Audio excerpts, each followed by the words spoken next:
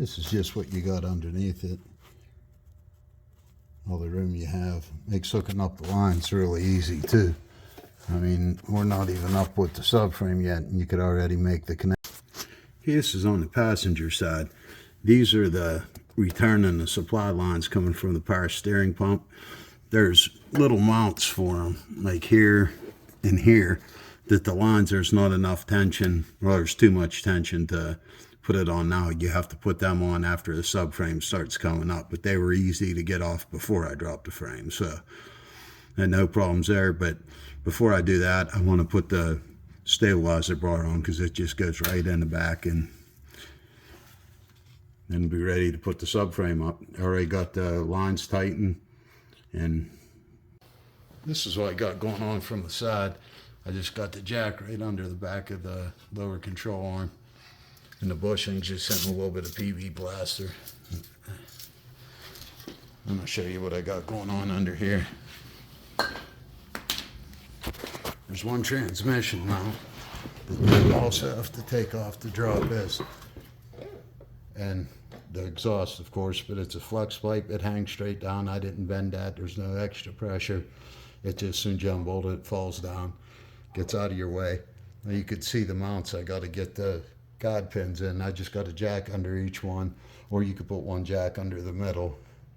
Put a block of wood or anything. That's how I actually lowered it. But I figured I have two jacks, you know, may as well. This blue one's low on oil, but might not go up the whole way. Just going up a little bit.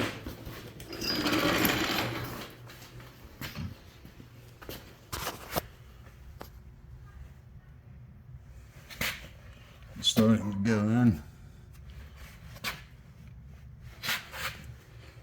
Things looking good.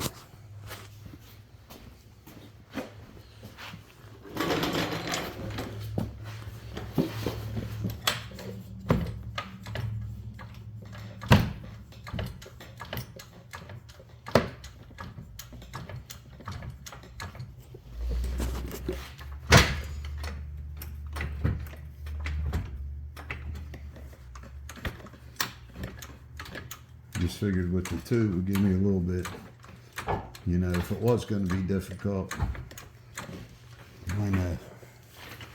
the angles might have worked out, but even that tranny mount, you can see he's going right back up there.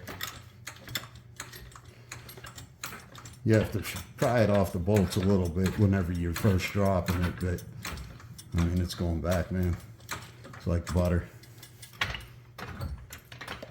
It's just, you can just see that the frame, it just popped back to where it wants to be. Well, let me do a little scooting.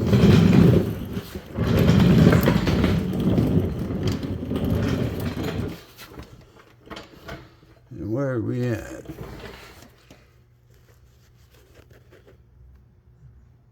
The back one's in. Front one's the whole way up. And then, oh, I don't know if you can see where my hand is. That bolt right there, it went right back down in.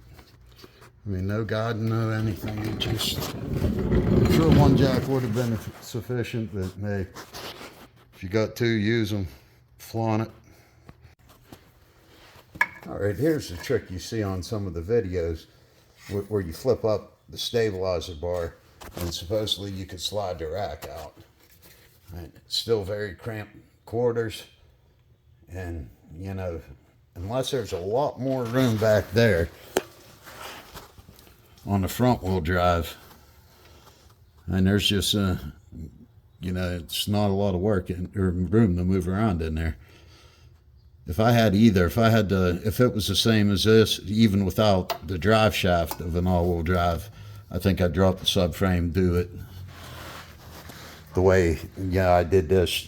It's easier access. I mean, you even putting the line connections on, everything, you got plenty of access. All the parts that usually suck about a rack, and I've did hundreds of these things, not edges, but hundreds of racks, and as far as racks go, There's, you know, more bolts to take off on these, but it's a lot easier work.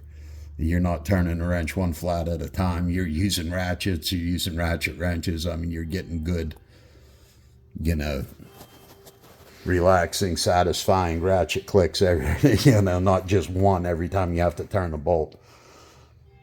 But there you go. I mean, the videos are a little bit confusing out there, but naturally everybody wants to try to do it the easiest way. And when you hear dropping the subframe, you get a little bit nervous, but these are easy. Go ahead, do it this way. I'll do these all day long. Adios.